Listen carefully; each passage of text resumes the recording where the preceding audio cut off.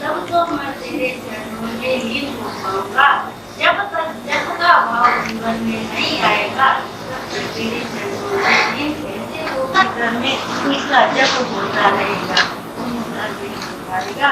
तो वाणी हमें कहती है, सपने तन दिया, तपस्या का फल मनुष्य जीवन है। शुभ कर्म का कारण ही मनुष्य का जीवन है। जीवन तो बहुत होती है, मगर एक मनुष्य के जीवन में ही तो बुद्धि है और मनुष्य का जीवन ही परमात्मा की भक्ति कर पाता है। ये मनुष्य के जीवन में ही होता है। तो जब तक हमारे जीवन में जब का भाव नहीं आएगा, हमारा ये मानव का जीवन लीन नहीं हो पाएगा। मानव का जीवन तभी लीन हो पाएगा प्रभु चरण में, जब हमारे जीवन में निरंतर उसकी याद बनी रहेगी, हर पल उसकी याद बनी रहेगी। तो जाकर के हमारा ये मानव का जीवन प्रभु चरणों में लीन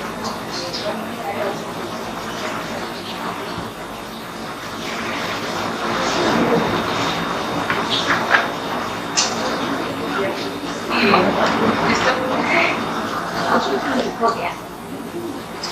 वाणी ध्यान देंगे वाणी पर। भक्ति का पाठ किया, व्याख्या सुनी, भक्त कहलाया। शांति तो तेरे शीतल चरणों में है, अपनाएगा तो अपना भी काम बन जाएगा। हाँ? तो भक्त कहता है अपने इष्ट से कि ये तो मैंने अपने जीवन में बहुत किया कि भक्ति का पाठ किया। भक्ति का पाठ किया मानी भक्ति करनी चाहिए, ये बहुत बार सुना और बहुत बार अनेक प्रकार के भक्तों ने जो अपने अपने स्रोत लिखे हैं उन स्रोतों का मैंने पाठ किया। उनके साथ पाठ करके मैंने भी चाहा कि मेरे मन में भी भक्ति का भाव जुड़ जाए। और क्या किया कि व्याख्या सुनी, भक्ति की व्याख्या भी सुनी कि भक्ति किसे कहते हैं। भगवान श्री कृष्ण ने गीता के 16वें अध्याय में पूरी की पूरी भक्ति की व्याख्या की हुई है कि भक्त कैसा होता है कि दम्भो दर्पोषित, जिसके पास दम्भ नहीं दर्प नहीं। इस प्रकार अनेक प्रकार से हमने भक्ति की व्याख्या भी सुनी। किंतु कहते हैं कि मैं भक्त भी कहलाया। लोगों ने ये कहा भी कि ये तो बहुत बड़ा भक्त है, नित्य ही पाठ करता है, नित्य ही कथा कहता है और नित्य ही भक्ति की व्याख्या भी बहुत अच्छी कह लेता है, सुन लेता है। तो मुझे लोगों ने तो भक्त कहना शुरू कर दिया है? और कहते हैं कि हमारे जितना भी प्रयत्न होगा वो सारा प्रयत्न कब सार्थक होता है, हमारा प्रयत्न कब सार्थक होता है जब कि हमारे ऊपर उसकी कृपा होती है। इसलिए उन्होंने कहा कि शांति तो तेरे शीतल चरणों में। बोले ठीक है, हमने बहुत पाठ किया, हमने बहुत व्याख्या सुनी, बहुत भक्त भी कहलाए, लेकिन तुम अब ये अनुभव भी कर रहे हैं कि शांति तो केवल तुम्हारी शरणागति के भाव में है। हम तुम्हारी शरणागति के भाव में रहे, तुम्हारे शीतल चरणों की छत्र छाया में अपने जीवन के बोध को महसूस करें कि हम तो सद्गुरु के चरणों में रहते हैं, हम तो भगवान के चरणों में रहते हैं। इस बात को कहें ही नहीं, हम ये इसका अनुभव भी करें। और जो अनुभव करता है उसे तो यही लगता है जैसे कि हम बहुत बड़े बरगद के पेड़ की छाया में खड़े हुए हैं, बैठे हुए हैं, अब हमें कोई भी संताप और ताप सताएगा नहीं। तो कहते हैं कि जिसको भक्ति कहते हैं वो भक्ति की शांति तो हमने तुम्हारे शीतल चरणों में पाई है। तो यहाँ कहा कि शांति तो तेरे शीतल चरणों में है। भक्त पहचान लेता है, इसलिए पाठ करने को प्रधानता नहीं देता। किस बात को प्रधानता देता है? कहता है अपनाएगा तो अपना भी काम बन जाएगा। अपनाएगा तो कौन? कि तेरे शीतल चरणों में ही शांति है और जो भी जीव इन शीतल चरणों को अपना बनाएगा, जो इन शीतल चरणों को अपनाएगा कि ये मेरे ही चरण है, मेरे ही इष्ट के चरण है, मेरे ही प्रभु के चरण है, और इस प्रकार उनसे की कृपा को ग्रहण करेगा, अपने भीतर उनके भाव को अपनाएगा, उसको भी क्या होगा कि उसका अपना भी काम बन जाएगा। अपनाएगा तो अपना भी काम बन जाएगा, ये कहते हैं। तो वाणी है, भक्ति का पाठ किया, व्याख्या सुनी, भक्त कहलाया कि शांति तो तेरे शीतल चरणों में है। पाठ से शांति नहीं मिलेगी, इसका कहने का तात्पर्य हुआ पाठ करके और व्याख्या सुनकर भक्ति की हमें शांति नहीं मिलेगी। शांति तो तभी मिलेगी जब हम प्रभु के चरणों में लीन होंगे और उसकी शरणागति के भाव को अपनाएंगे। जो जीव भी इन चरणों की छत्र छाया को अपनाएगा उसका अपना काम बन जाएगा। काम क्या बन जाएगा? क्या काम बनेगा बताइए, बताइए। प्राप्ति के लिए आए इस उद्देश्य से आए हैं, बहुत अच्छा है, प्रभु प्राप्ति के लिए आए हैं।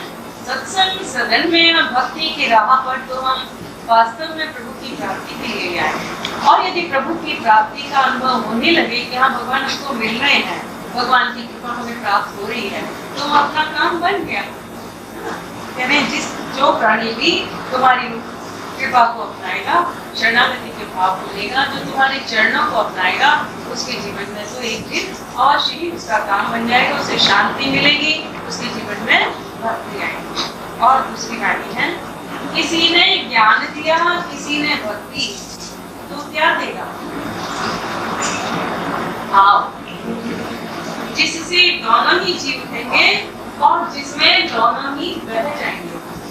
ध्यान से सुने, भक्त कहता है कि मैंने तो बहुत जगह पर परमात्मा को खोजा है, लेकिन जिसके पास गया उसने किसी ने तो मुझे ज्ञान दिया। ज्ञान किसी प्रकार दिया कि तुम डरते क्यों हो, जो भगवान है वही तुम हो, है ना। तत्वमसि का उपदेश दिया, पंच तत्वों का बना हुआ शरीर है और इस शरीर के भीतर अमर आत्मा विराजमान रहती है, ये किसी ने तुम्हें ज्ञान दिया। और किसी के पास गए तो उसने भक्ति का भाव जगाया, कहा कि ज्ञान से जीवन में सफलता नहीं मिलती, भक्ति से ही सफलता मिलती है। तो किसी ने भक्ति दी, किसी ने हमारे मन में इष्ट के प्रति प्रेम जगा दिया। चाहे हम किसी को भी इष्ट मान लें, चाहे हनुमान जी की आराधना में लगाया, चाहे शिव की में लगाया और चाहे कृष्ण की में लगाया, आराधना तो आराधना है। तो किसी ने भक्ति दी। पूछते हैं अपने सद्गुरु से, भक्त पूछता है, क्या पूछता है कि अब तुम क्या दोगे? तुम्हारे दरबार पर भी हम तो भिखारी बनकर कुछ मांगने ही आए हैं, कुछ लेने ही आए हैं, तो हमें अब तुम क्या दोगे? तो कहते तू क्या देगा? तो कहता है, कैसे उत्तर मिलता है? क्या उत्तर मिलता है कि मैं भाव दूं। भाव, तू क्या देगा? प्रश्नवाचक चिन्ह है, फिर कहा भाव। भाव से क्या होगा? ब्रैकेट में दिया, जिसमें दोनों ही बह जाएंगे, ना ज्ञान रहेगा ना भक्ति रहेगी, केवल बह जाएगा एक प्रभु का भाव। और भाव जिसके पास आ गया उसके भीतर ज्ञान और भक्ति दोनों ही अपने आप जी उठेंगे। बोले दोनों सोए सोए तो दिए लोगों ने, जिनके पास है उसने ज्ञान दिया, लेकिन जब तक हमको बोध नहीं हुआ कि कौन सा हमारा रूप है, स्वरूप है, तब तक कोरा कोरा ज्ञान है, सोया सोया ज्ञान है। ये ज्ञान जागेगा कब? सबने कहा परमात्मा कहीं और बाहर नहीं, तुम्हारे ही भीतर है, लेकिन ये भीतर का भाव हमारे भीतर आएगा कब? तो तब आएगा जब हमारे भीतर भाव जगेगा, भाव से हम बैठेंगे, भाव से ज्ञान जी उठेगा और भाव से भक्ति भी जी उठेगी।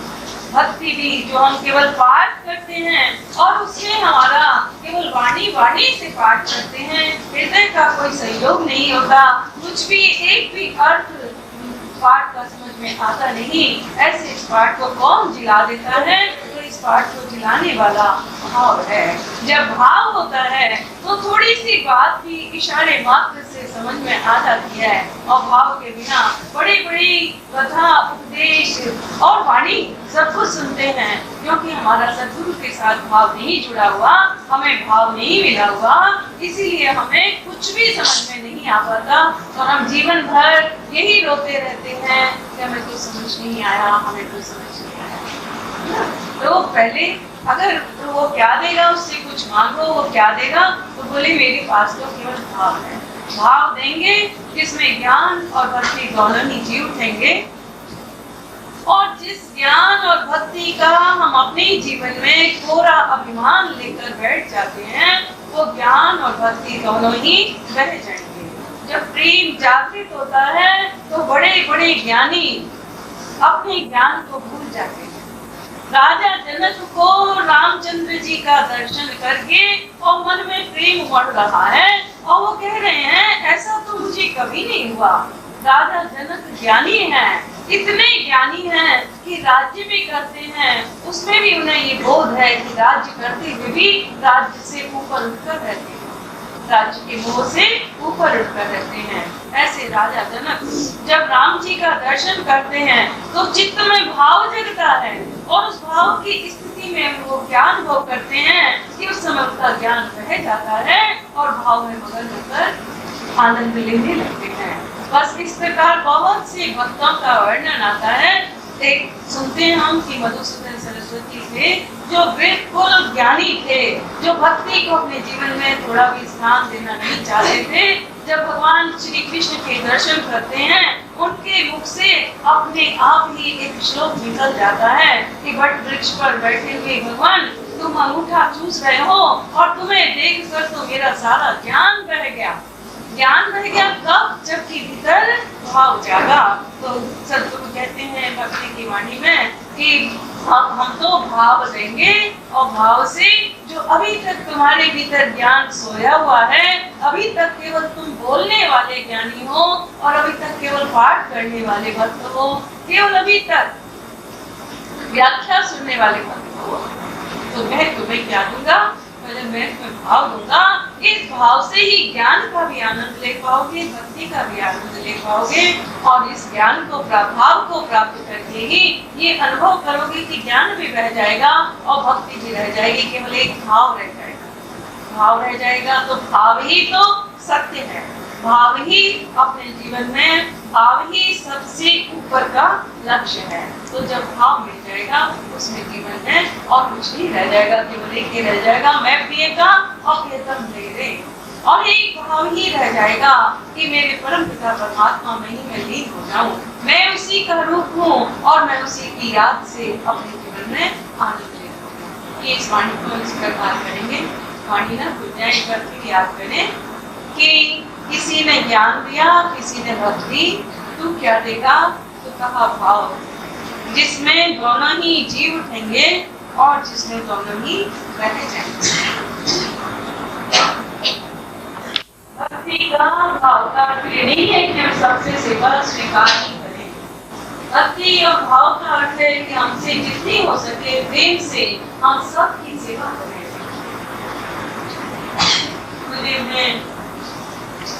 एक वाणी में कहा है, प्रेम तो मुझसे कर, सेवा मेरे बच्चों की, यही तेरी साधना है। तो यहाँ कह रहे हैं कि तुम्हें साक्षात उपदेश नहीं देते, देख लो ईसा मसीह ने ऐसा किया था।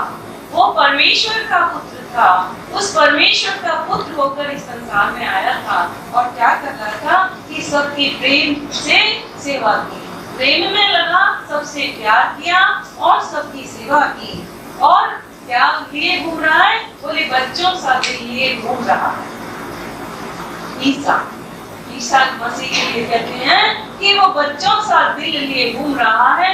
जैसे बच्चे के भीतर तेरे मेरे का भाव नहीं होता, एक सरलता का भाव होता है, ऐसा ही सरल भाव लेकर और एक बच्चे का मन जैसे बिल्कुल शुद्ध और पवित्र होता है, ऐसे पवित्र भाव को लेकर ही ईसा मसीह आज भी इस संसार में घूम रहा है और अभी भी लोगों के भीतर प्रेम और सेवा का भाव जगाया करता है। जो उनके अनुयायी हैं उनके भीतर आज भी प्रेम और सेवा का भाव जगा रहा है। वो कहते हैं वो ऐसा ही है, वो ऐसा ही था। कौन? ईश्वर परमात्मा ऐसा ही है, वो यही चाहकर करता है तुम्हारी कि तुम्हारी खूब सेवा करता है। सुबह तुम्हें जगाता है, सूर्य को उदय करता है। हमारे कमरे में कोई अंधेरा हो और कोई जाकर लाइट जला दे तो हमें लगता है देखो इसने कितना कर दिया, लाइट जला दी। हमें उठा लिया, हमारे कंधे पानी का प्रबंध कर दिया। ये स्कूल की सेवा हम देखते हैं, लेकिन वो परमपिता परमात्मा छिप कर हमारा कितना कर रहा है कि रोज संसार में प्रकाश फैलाता है। हमें वायु और जल और धरती के अन्न से हमारा रोज पोषण कर रहा है। ऐसे उस परमात्मा को भूल जाते हैं और बताता भी नहीं, प्रेम से सेवा कर रहा है। हम नहीं पहचानते वो क्यों कर रहा है, क्योंकि हम सभी उसकी संतान हैं, इसलिए वो ऐसा कर रहा है। तो इसलिए कहते हैं कि वो ऐसा ही है जैसा ईसा ने करके दिखाया, परमात्मा ऐसा ही है और वो ऐसा ही था। भगवान आज पहले भी ऐसा ही था और हमेशा हमेशा ऐसा ही रहेगा। फिर एक पढ़ी कि और बल देने वाला देव सबका प्रिय है।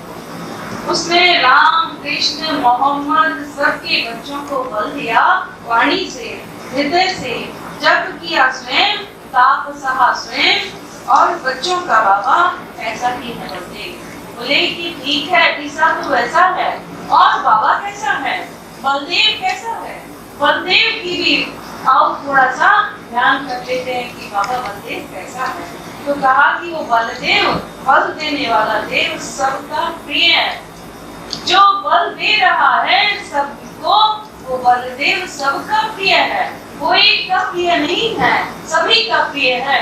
कोई इसे पहचान लेता है कि जिस प्रियतम को हम खोज रहे हैं वो यही है, और जो नहीं पहचानते उसका भी प्रियतम तो बलदेव ही है। तो कह रहे हैं कि बलदेव सब बल देने वाला देव सबका प्रिय है। उसने राम कृष्ण मोहम्मद सबके बच्चों को बल दिया। उसने विचार नहीं किया कि मैं राम के भक्तों के भीतर भाव नहीं दूंगा, कृष्ण भक्तों के भीतर भाव नहीं दूंगा, मैं हिंदू को भाव नहीं दूंगा, मुसलमान को नहीं दूंगा। उन्होंने जाति पाति के सब भेद को भुलाकर और सबके भीतर भाव दिखाया। संत की यही विशेषता होती है कि वो ये नहीं देखता कि जाति क्या है, वो ये देखता है नहीं देखता कि धर्म क्या है, वो तो ये देखता है कि मनुष्य के मन का भाव क्या है। तो भाव कहते हैं कि बलदेव ने तो सभी को भाव दिया, चाहे कोई राम कृष्ण भगवान के भक्त हो और चाहे कोई मुसलमान हो, चाहे कोई ईसा हो। इस धरती पर जो भी जीव भाव ग्रहण करना चाहता है उन सबको उसने भाव का बल दिया। बल के भाव के बल के बिना, बाबा बलदेव के बल बिना कोई भी भाव में आ नहीं सकता। हम ये देखते हैं कि जब तक सूर्य पानी को स्पर्श नहीं करता तब तक मेघ नहीं बनते। पानी को कौन ऊपर चढ़ाता है? पानी को ऊपर चढ़ाने वाला पानी की अपनी शक्ति नहीं है, सूर्य है। इसी प्रकार बाबा सद्गुरु अपना इष्ट ही हमको वो अपने जीवन में नीचे के विचारों से उठाकर ऊपर के पवित्र भावों में, परमात्मा के सात्विक भावों में प्रवेश दिलाता है। अपने आप कोई भी जीव अपने जीवन में शांति और प्रेम को प्राप्त नहीं कर पाता। तो कहा कि हृदय से बाबा ने सबको ही अपने सबके बच्चों को बल दिया। उसने ये नहीं कहा कि ये मेरे बच्चे हैं, जो भी बच्चे हैं दुनिया में उन सबको उन्होंने अपनी वाणी से बल दिया, अपने हृदय से बल दिया। हृदय से चाहा कि लोगों के भीतर आत्मबल जागे, इनके भीतर मनोबल आए, ये हीन भावना से मुक्त हो और इनके भीतर ये भाव आए कि हम भी प्रभु को पा सकते हैं, हम भी भजन कर सकते हैं, हमारा भी मनुष्य जीवन सार्थक हो सकता है। कहा कि जब किया स्वयं, बाबा ने जब किया स्वयं, तुम्हें जप करने के लिए नहीं कहते, और ताप सहा स्वयं, तुम्हें ताप को सहने के लिए नहीं कहते। बोले जब तक तो मैंने कर लिया, अब तुम्हें तो केवल क्या करना है कि जैसे माता चौके में रोटी बनाकर और बच्चों के सामने परोस देती है, और यदि बच्चे उस भोजन को ग्रहण कर लेते हैं तो अपने आप उनके भीतर एक बल आता है।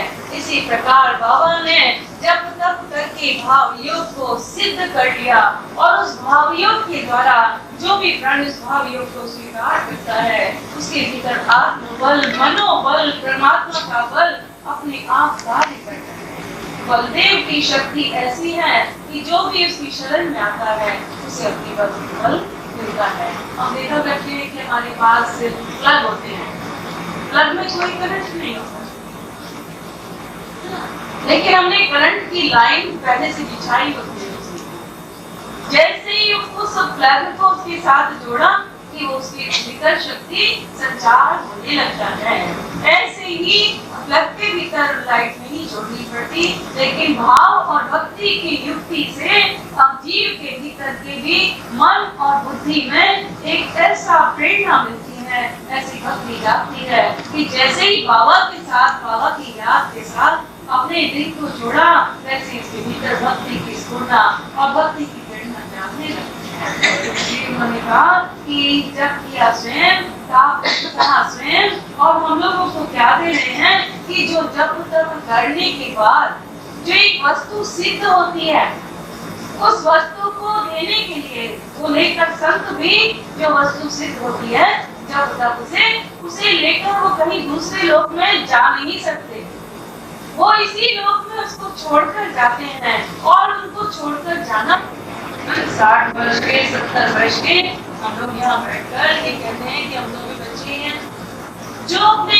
ज्ञान का अभिमान न करे, जो उसको जितना मिला है उसका अभिमान न करे, और हमेशा यही भाव रखे कि हम तो तुम्हारे चरणों के फूल हैं और हम तो तुम्हारे बच्चे ही हैं, जिनके जीवन की सरलता समाप्त न हो और जिनके जीवन में किसी प्रकार का कपट न हो, वही बाबा गुरुदेव के बच्चे हैं। और ऐसे बाबा गुरुदेव के बच्चे निरंतर ही बाबा को याद करके, बाबा के मन को प्राप्त करके अपने जीवन को धन्य बनाते हैं। आज हमारे उत्सव की प्रभात काल, और इस प्रभात काल में हम बाबा के इस रूप को यदि ग्रहण कर पाएंगे तो हमारा उत्सव ऐसा होगा कि हमारा जीवन ही उत्सव बन जाएगा। एक दिन नहीं, रोज रोज हम उत्सव एक उत्सव का आनंद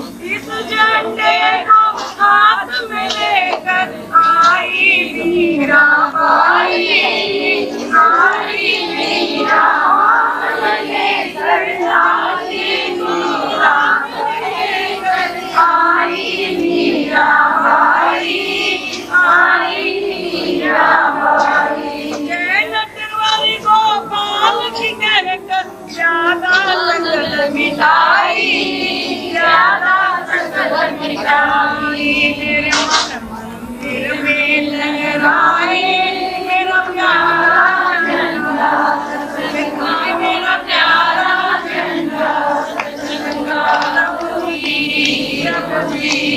ये दुनिया में लहराए, इस झंडे को हाथ में लेकर तुलसी बना दीवाना, तुलसी बना दीवाना। घर घर मेरा मायल प्रेमी गाए गाना, प्रेमी गाए गाना। ये घर घर में लहराए मेरा प्यारा झंडा सत्संग का, मेरा प्यारा झंडा सत्संग का। प्रभु जी दुनिया में लहराए मेरा प्यारा झंडा, मेरा प्यारा। हनुमान ने लंका में लहराया, लंका में लहराया। अभिमानी रावण राजा का राज्य विभीषण पाया, राज्य विभीषण पाया। तन मन से लहराए मेरा प्यारा झंडा सत्संग का, मेरा प्यारा झंडा सत्संग का। प्रभु जी ये दुनिया में लहराए मेरा प्यारा झंडा सत्संग का, मेरा प्यारा झंडा सत्संग का। जो हरि का बनना चाहे, जो हरि का बनना चाहे, हरि भक्तों का यही कहना, जो हरि का बनना चाहे, जो हरि का बनना चाहे। सत्संग के झंडे के नीचे मत सब कोई आए,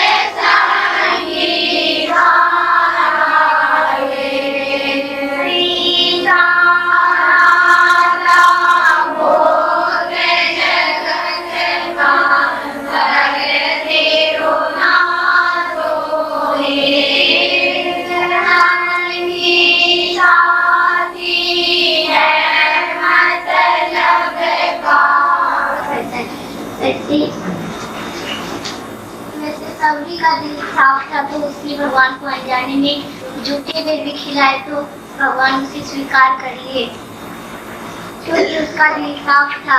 ऐसे दुर्योधन के दिल में छल कपट था, तेल मेरा का भाव था, इसलिए उसने मेवा मिश्री भी प्रेम से नहीं खिलाए। तभी भगवान श्री राम ने उसके मेवा मिश्री भी त्याग दिए।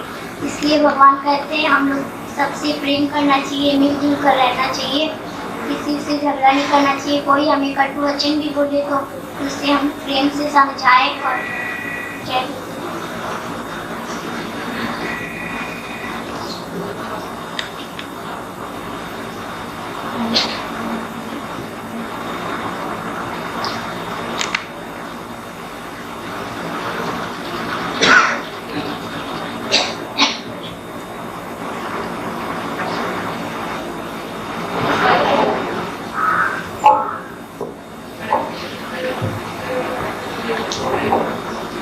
बंधा तो हो बहा तो नदी, मिला तो सब। पानी के मतलब जल के बहुत रूप होते हैं। अगर वो बंधा हुआ है, किसी चीज में सीमित है, तो वो उसी का आकार ले लेता है। जिस तरह अगर कुएं का पानी अगर वो बंधा हुआ है तो वो कूप हो जाएगा, यानी कुआं, अंधकूप जो एकदम गहरा है। बहा तो नदी, लेकिन अगर वो बहता पानी है तो उसे नदी की उपमा दी जाएगी। और अगर वही नदी जब समुद्र में जाकर मिल जाती है तो उसका आकार बहुत बड़ा हो जाता है।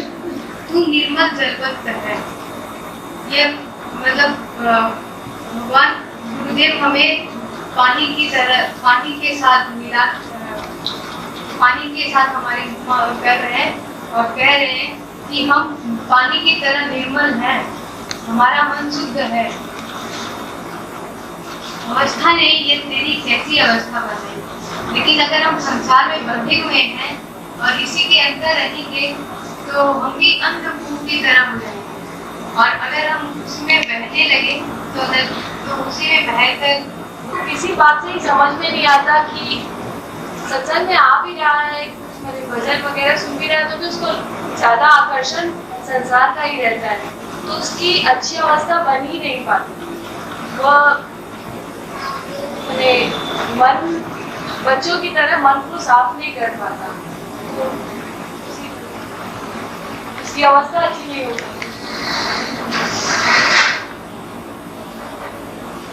और बड़े बच्चों को भी आप करेंगे, आप करेंगे, भी करते हैं। यदि हमारा दिल साफ है तो प्रभु हमें माफ करते हैं। हमारे पहले के सारे जितने भी अपराध हैं उन सबको भगवान माफ कर देता है, जबकि हमारा दिल साफ रहता है। और दूसरी बात ये है कि बंधा तो कूप, बहा तो नदी, मिला तो समुद्र, और तू निर्मल जलवत है, अवस्था ने तेरी कैसी अवस्था बनाई। कहते हैं हमको ये पता लगता है कि हम गंदे हैं, हम गंदे बनते हैं, हम दीन हैं, हम हीन हैं, समझ आएगा बच्चों को? हाँ? तो ये बताते हैं कि तू तो पानी की तरह निर्मल है। कैसा निर्मल है बताओ? हाँ? जल की समान निर्मल है। कौन? जीव। हम सब कौन है? जीव। हाँ? तो हम सब जीव जो है वो कैसे हैं कि जैसे जल निर्मल होता है उसी प्रकार हम भी निर्मल होते हैं। लेकिन हमारी अवस्था कुएं जैसी क्यों बन जाती है? क्योंकि हम कहीं पर बंध जाते हैं तो हमारे विचारों में संकीर्णता आ जाती है। संकीर्णता का अर्थ समझेंगे? सरल शब्द होता है संकीर्णता, संकुचित विचार हो जाते हैं हमारे, हम सिर्फ अपने विषय में सोचते हैं, हम स्वार्थी हो जाते हैं। बंधने का तात्पर्य कि केवल हम अपनी देह में मैं से बंधते हैं और अपनी देह में बंधकर कुएं के समान सिर्फ अपनी ही विषय में सोचते रहते हैं। और इसलिए जैसे कुएं का मेढक होता है वो क्या करता है? मालूम है कुएं के मेढक की कहानी? मालूम? एक कुएं का मेढक था, उस कुएं में रहता था और उसे ये पता लगता था कि दुनिया बस कितनी ही बड़ी है।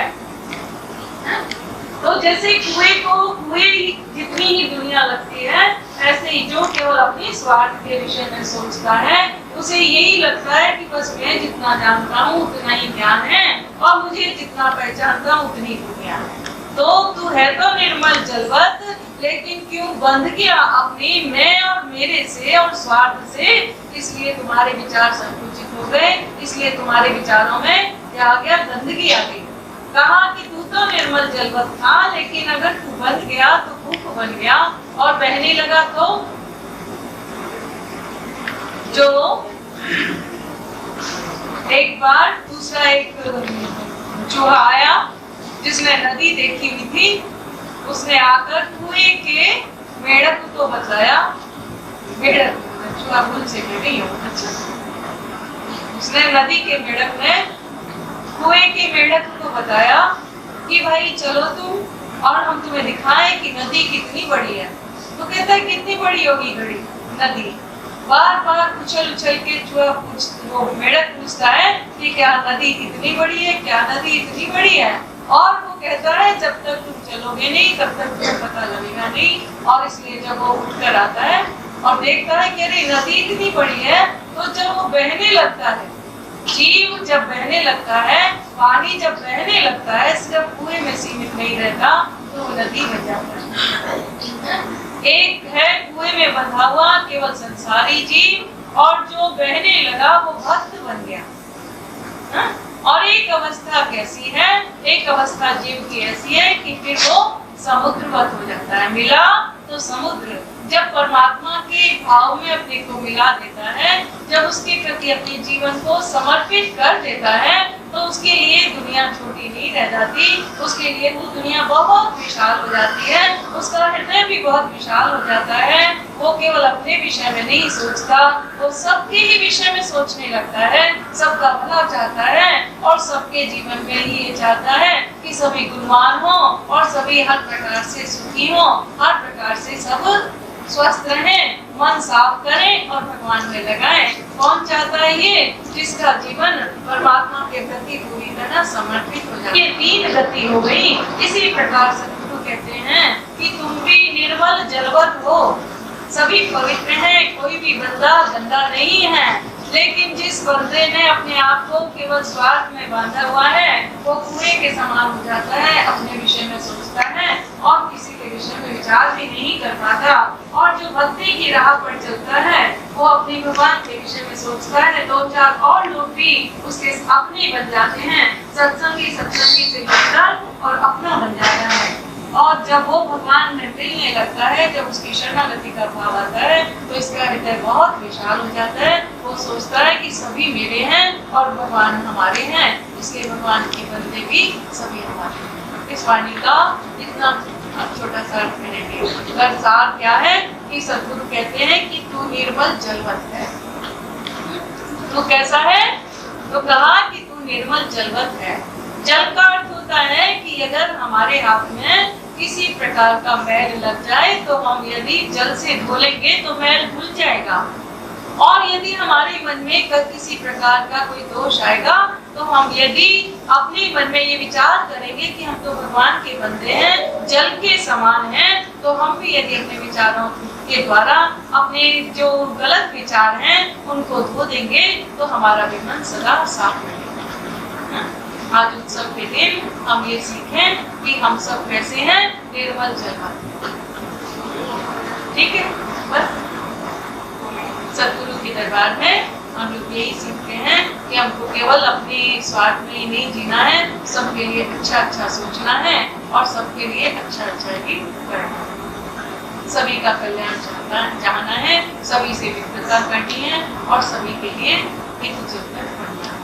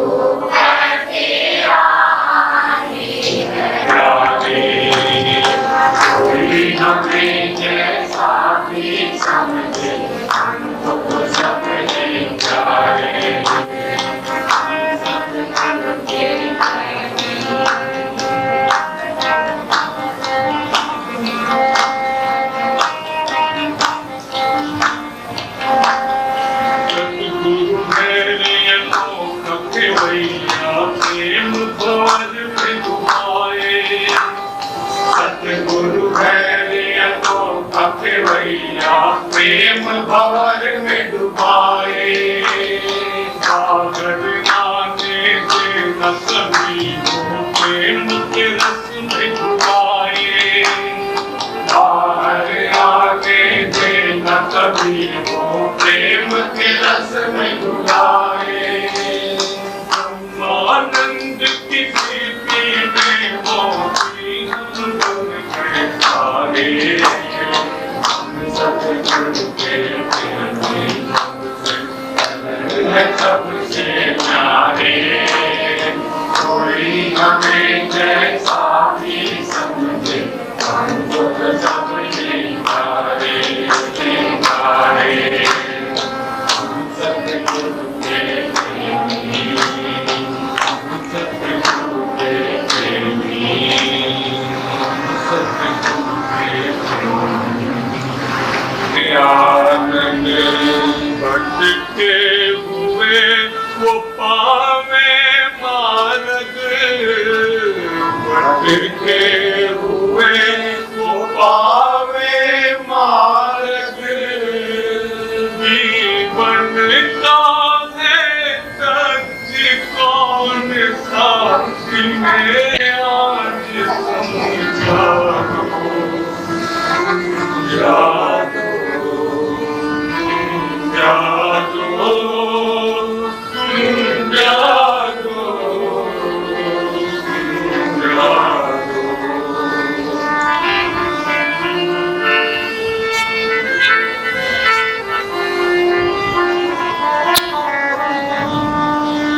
आज रहे क्यों जग अंधियारा, आज रहे क्यों जग अंधियारा, तुझसे विकल क्यों मानव प्यारा, रात जाए मिलकर खानी।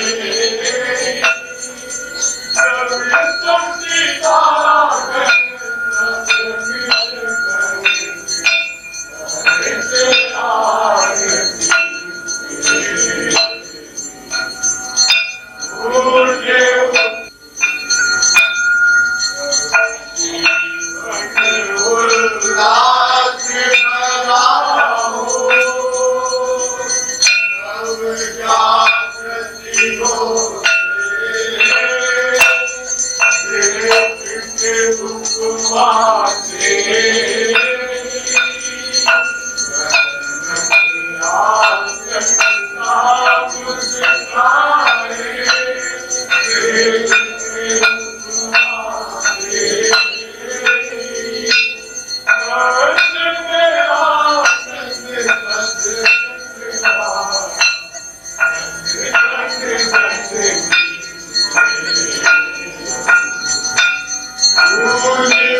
Thank you.